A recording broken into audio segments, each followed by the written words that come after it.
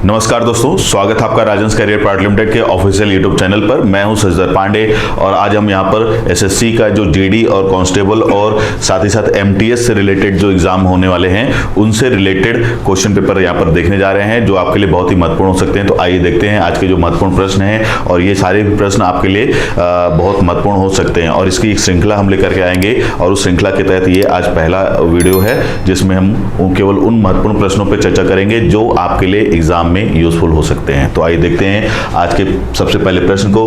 आज का सबसे पहला प्रश्न है, हड़प्पा सभ्यता का नदी बंदरगाह शहर लोथल निम्न में से कौन सी नदी के किनारे स्थित है? तो प्रश्न ध्यान रखेंगे, इतिहास से जुड़ा हुआ प्रश्न है ये और पूछा गया है कि किसके बारे में, हड़प्पा सभ्यता के बारे में। और प्रश्न में पूछा गया कि हड़प्पा सभ्यता का नदी बंदरगाह शहर कौन सा लोथल निम्न में से कौन सी नदी के किनारे स्थित है? तो यहाँ पर अपने आप में इस प्रश्न में ही आपको एक दो आंसर मिल रहे होंगे। इस प्रश्न में ही एक आंसर दिख रहा है, देखिए क्या है कि नदी बंदरगाह कौन सा है, लोथल। तो ये प्रश्न भी आता है कि सिंधु घाटी सभ्यता का जो एक नदी बंदरगाह शहर है तो वो कौन सा है? तो उसका आंसर क्या है, लोथल। अब इसी में ये पूछा गया कि ये जो लोथल है वो कौन सी नदी के किनारे है, ये आपको यहाँ पर बताना है। तो 4 नदियों का ऑप्शन दिया गया है, नर्मदा, माही, भोगवा और भीमा। तो याद रखेंगे ये जो लोथल शहर मिला है जो कि एक नदी बंदरगाह है वो मिला है भोगवा नदी के किनारे। तो आंसर सी जो है, ऑप्शन सी जो है उसका सही आंसर है इस प्रश्न का। तो ध्यान में रखना है आपको, ये महत्वपूर्ण हो सकता है। अगला प्रश्न जो दिया है उस पर आ जाते हैं। अब इसके पहले साथ ही साथ जो अभी मैंने इसके पहले वाला प्रश्न बताया उसमें थोड़ा ये भी याद रखेंगे जो हमने यहाँ पर बात की है कि लोथल और ये नदी बंदरगाह और भोगवा ये किस राज्य में है, ये भी प्रश्न आ सकता है आपसे। तो ये प्रश्न का आंसर होगा गुजरात। तो ये आप याद रखेंगे। बढ़ते अपने अगले प्रश्न की ओर। अगला प्रश्न है, निम्न में से कौन सा स्थल सिंधु घाटी सभ्यता से संबंधित नहीं है? तो ध्यान रखेंगे प्रश्न क्या पूछा गया है कि यहाँ पर जो 4 शहर दिए गए हैं इन चारों में से वो कौन सा शहर है या कौन सा स्थल है जो सिंधु घाटी सभ्यता से संबंधित नहीं है? तो 4 ऑप्शन में पहला है कालीबंगा, दूसरा है रोपड़, तीसरा है पाटलिपुत्र, चौथा दिया है लोथल। अगर हम बात करें कालीबंगा की तो इसकी लोकेशन राजस्थान में दिखाई देती है और ये सिंधु घाटी सभ्यता का स्थल है। तो ये सिंधु घाटी सभ्यता का स्थल है, ध्यान रखेंगे। ये भी है, ये भी है और ये भी है। तो कालीबंगा, रोपड़ और लोथल जो है वो सिंधु घाटी सभ्यता के स्थल हैं। वहीं अगर हम बात करें कि पाटलिपुत्र की तो पाटलिपुत्र जो है वो सिंधु घाटी सभ्यता से संबंधित नहीं है। ये मौर्य काल में आपको या फिर मगध महाजनपद की राजधानी के रूप में दिखाई देता है। तो ये आंसर नहीं है। तो अगर क्वेश्चन मतलब ये सिंधु घाटी सभ्यता का स्थल नहीं है तो क्वेश्चन के अकॉर्डिंग आंसर होगा ऑप्शन सी पाटलिपुत्र। क्वेश्चन में क्या पूछा गया है कि निम्न में से कौन सा सिंधु घाटी से सभ्यता से संबंधित नहीं है? तो संबंधित कौन सा नहीं है? पाटलिपुत्र। बाकी तीनों संबंधित हैं। उनमें से कालीबंगा राजस्थान में है, रोपड़ आपका पंजाब में दिखाई देता है, ध्यान रखेंगे। और साथ ही साथ लोथल जो है अभी मैंने थोड़ी देर पहले बता दिया कहां पर है, ये गुजरात में है। बढ़ते अपने अगले प्रश्न की ओर। हमारा अगला प्रश्न है, मनुष्य के द्वारा प्रयोग की गई पहली धातु कौन सी है? 4 ऑप्शन दिया गया है, स्वर्ण, चांदी, तांबा और लोहा। प्रश्न में पूछा गया है कि मनुष्य के द्वारा प्रयोग की गई पहली धातु कौन सी? पहला मेटल, फर्स्ट मेटल कौन सा है? आपको पता होना चाहिए कि मनुष्य ने जब पहली धातु का प्रयोग किया उसके पहले जो मनुष्य जिस चीज का प्रयोग करता था जीवन को जीने के लिए वो पत्थर का था, पत्थरों का प्रयोग करता था, ध्यान रखेंगे। तो उस पीरियड को हम लोग बोलते हैं स्टोन एज या पाषाण काल। तो जब मनुष्य के जीवन में पत्थरों का महत्व ज्यादा था तो उसे इतिहास में पाषाण काल कहा गया है, जिसमें से वो भी आपको 3 भागों में बटा हुआ दिखाई देगा, महापाषाण काल, मध्य पाषाण काल और नवपाषाण काल। लेकिन जब ये नवपाषाण काल का अंतिम चरण हमको दिखाई देता है उसी समय मनुष्य ने पहली धातु के बारे में जानना शुरू किया था और वही यहाँ पर पूछा गया कि पहली धातु कौन सी है? तो 4 ऑप्शन दिए गए हैं, सोना, चांदी, तांबा और लोहा। तो इस प्रश्न का जो सही आंसर है वो है ऑप्शन सी तांबा। ध्यान रखेंगे, तांबा वो पहली धातु है जिसको मनुष्य ने अपने जीवन में उपयोग करना शुरू किया था। तो बहुत ही महत्वपूर्ण है, ध्यान रखेंगे। बढ़ते हैं अगले प्रश्न की ओर। हमारा अगला प्रश्न है, धौलावीरा किस राज्य में स्थित है? तो सबसे पहले तो धौलावीरा के बारे में जान लीजिए। धौलावीरा जो है वो सिंधु घाटी सभ्यता का एक स्थल है, बहुत ही महत्वपूर्ण ऐतिहासिक स्थल है और इसे यूनेस्को के द्वारा एक विश्व धरोहर स्थल के रूप में मान्यता भी प्रदान कर दी गई है। तो ये आपके लिए इंपॉर्टेंट है। और क्या इंपॉर्टेंट है इससे जुड़ा हुआ?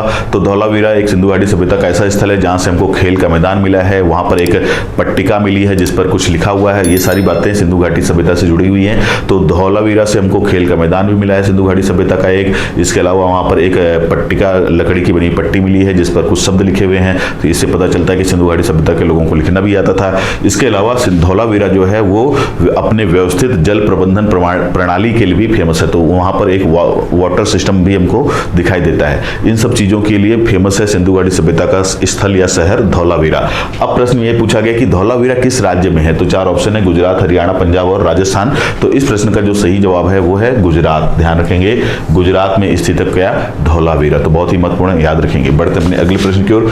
हमारा अगला प्रश्न है, निम्न में से किस स्थान में एक अत्यधिक उन्नत जल प्रबंधन तंत्र की प्राप्ति हुई है। और अभी मैंने थोड़ी देर पहले ही आपको बता दिया कि वो स्थान कौन सा है, धौलावीरा। तो इस प्रश्न का भी आंसर क्या है, धौलावीरा। ध्यान रखेंगे, ये वही स्थान है धौलावीरा जहां पर एक व्यवस्थित जल प्रबंधन तंत्र की प्राप्ति हुई है। तो बहुत महत्वपूर्ण है ये।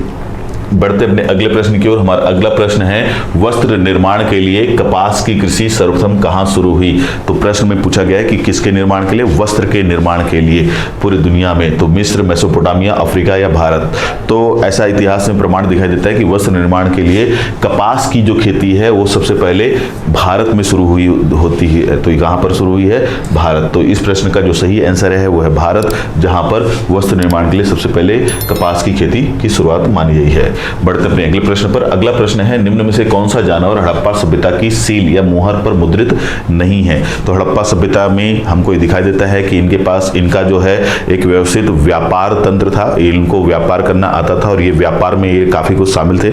बल्कि ऐसा बोलना चाहिए कि हड़प्पा सभ्यता या सिंधु घाटी सभ्यता जो है वो व्यापार पर ही ज्यादा केंद्रित थी और ये व्यापारिक सभ्यता थी। और यहाँ पर ये भी हमको दिखाई देता है कि इस सभ्यता में शासक वर्ग के लोग भी व्यापारी या वणिक वर्ग के लोग हुआ करते थे, यानी कि यहाँ पर राजतंत्र को भी व्यापारियों के द्वारा ही नियंत्रित किया जाता था, ऐसा हमको दिखाई देता है। तो ये आपको याद रखना होगा कि वहां पर व्यापार एक उन्नत स्थिति में था। और ये भी आपको याद रखना चाहिए कि इस सभ्यता के लोगों का व्यापार जो है सर्वाधिक होता था मेसोपोटामिया के साथ, जिसको आज हम लोग इराक कहते हैं। तो ये सारी बातें बड़ी महत्वपूर्ण हैं। और ये जो व्यापार होता था उसमें हमको ये भी दिखाई देता है कि ये लोग मोहर का, मतलब व्यवस्थित रूप से मोहर का, सील का भी प्रयोग करते हुए दिखाई देते हैं। तो मोहर या सील जो आज भी प्रयोग होता है, उस सिस्टम का प्रयोग ये लोग भी किया करते थे। अब यहाँ पे प्रश्न में पूछा गया है कि इनके सील या मोहर में कौन सा वो जानवर है जो अंकित नहीं है। तो पहला ऑप्शन है बैल, दूसरा है हाथी, तीसरा है घोड़ा और चौथा है भेड़। तो अगर हम बात करें इस प्रश्न के सही उत्तर की, तो इस प्रश्न का सही उत्तर है ऑप्शन सी, घोड़ा। घोड़ा जो है वो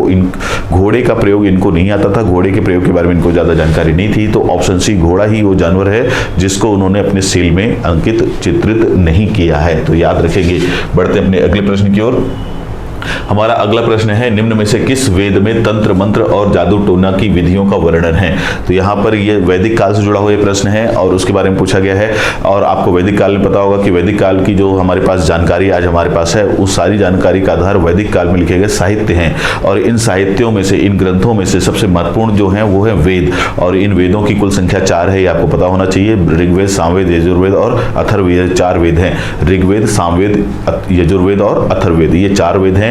चारों ही वेदों की अपनी अलग अलग विषय वस्तु है। अब यही इसी से जुड़ा हुआ प्रश्न पूछा गया है कि क्या पूछा गया है कि किस वेद में या किस वस्तु तंत्र मंत्र जादू टोना है। तो इस प्रश्न का सही जवाब आपको पता होना चाहिए। पहला दिया है ऋग्वेद, दूसरा सामवेद, तीसरा यजुर्वेद, चौथा अथर्ववेद। तो अथर्ववेद यहाँ पर ध्यान रखेंगे, यहाँ पर थोड़ा सा इसको लिखने में गलती हुई है, अथर्ववेद। तो अथर्ववेद जो है वही इस प्रश्न का सही आंसर है। चौथा ऑप्शन जो दिया है, डी ऑप्शन जो दिया है अथर्ववेद, वही इस प्रश्न का सही जवाब है। ध्यान रखेंगे। तो तंत्र मंत्र और जादू टोना, भूत प्रेत, वशीकरण, ऐसी कई सारी जो विधियां होती हैं, उन सारी विधियों का वर्णन जिस भारतीय वेद में मिलता है वो वेद कौन सा है, अथर्ववेद। तो इस प्रश्न का सही उत्तर है अथर्ववेद। बढ़ते अपने अगले प्रश्न की ओर। हमारा अगला प्रश्न है, वैदिक चरित्र नचिकेता का वर्णन किस ग्रंथ में मिलता है। प्रश्न में क्या पूछा गया है कि एक चरित्र है जिसका नाम है नचिकेता, तो उस नचिकेता का वर्णन इस ग्रंथ में मिलता है। तो ऑप्शन है कठोपनिषद, शतपथ ब्राह्मण, मुंडकोपनिषद और बृहदारण्यक उपनिषद। अब यहाँ पर थोड़ा सा आपको समझना है कि नचिकेता संवाद करके एक टॉपिक मिलता है वैदिक साहित्यों में।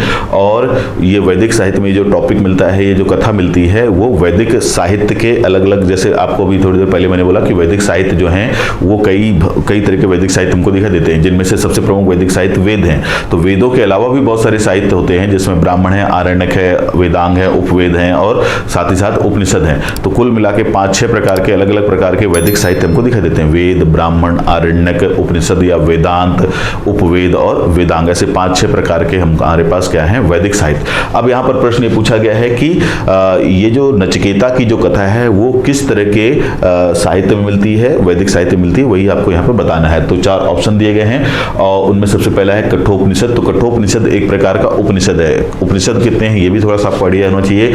उपनिषदों की कुल संख्या 108 मानी गई है। ये बहुत महत्वपूर्ण प्रश्न है, अक्सर आता है कि भारतीय वैदिक परंपरा में वैदिक साहित्य के अंतर्गत उपनिषदों की कुल संख्या 108 हमें दिखाई देती है। उन्हीं 108 उपनिषदों में से एक उपनिषद है आपका कठोपनिषद, तो ये ध्यान रखेंगे। इसके ब्राह्मण में देखिए कई प्रकार के ब्राह्मण हैं, उनमें से एक ब्राह्मण का नाम दिया है यहाँ पे शतपथ ब्राह्मण। उसी के अलावा बात करें जैसे उपनिषद में, तो एक उपनिषद यहाँ पर दिया है मुंडकोपनिषद, और इसके अलावा एक और उपनिषद नीचे दिया है बृहदारण्यक उपनिषद। अब आपको ये बताना है कि ये कथा जो है, नचिकेता की कथा जो है वो इनमें से किस उपनिषद में है। तो ये एक इंपॉर्टेंट प्रश्न हो सकता है आपके लिए। और ये कथा जो हमको मिलती है वो है कठोपनिषद में। तो कठोपनिषद जो एक उपनिषद है, उस उपनिषद में ही नचिकेता संवाद का वर्णन है। तो इस प्रश्न का सही उत्तर है, सही आंसर है ऑप्शन ए। बढ़ते अपने अगले प्रश्न की ओर।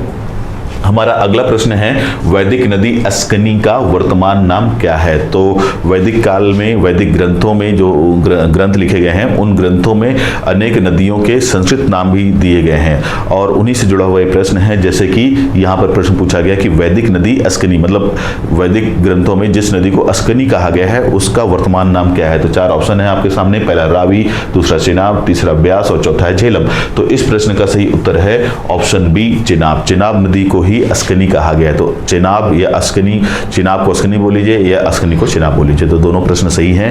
वहीं अगर हम बात करें रावी, तो रावी का जो नाम है वो परुष्णी मिलता है। वैदिक ग्रंथों में इसका नाम क्या मिलता है, परुष्णी। तो ये आपके लिए महत्वपूर्ण है, इसको ध्यान रखेंगे। वहीं अगर हम ब्यास की बात करें तो इसका नाम मिलता है विपासा। क्या नाम मिलता है, विपासा, तो ये ध्यान रखेंगे। वहीं अगर हम झेलम की बात करें तो झेलम का नाम क्या मिलता है, वितस्ता, वितस्तता। तो रावी है परुष्णी, ब्यास है विपासा और झेलम है वितस्ता, और चेनाब का नाम क्या है, अस्कनी। तो ये चारों ही नदियों के नाम आपको ध्यान रखने चाहिए। ये चारों ही वैदिक नाम हैं, ये वैदिक नाम है इधर जो ये दिए हैं, और ये वर्तमान उनके नाम है। तो ये सब महत्वपूर्ण है, थोड़ा सा आपको ध्यान रखना होगा।